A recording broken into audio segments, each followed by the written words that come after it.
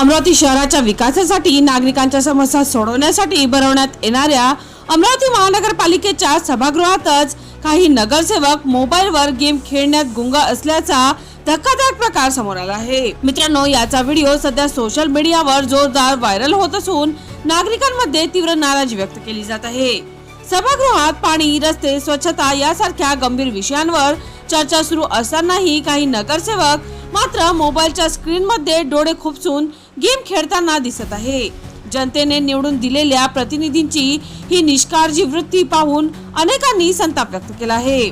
आमच्या समस्या मांडण्यासाठी आम्ही त्यांना निवडून दिलं आणि ते सभेत बसून गेम खेळत असतील तर आमचे कोण ऐकणार, असा सवाल नागरिकांकडून उपस्थित केला जात आहे।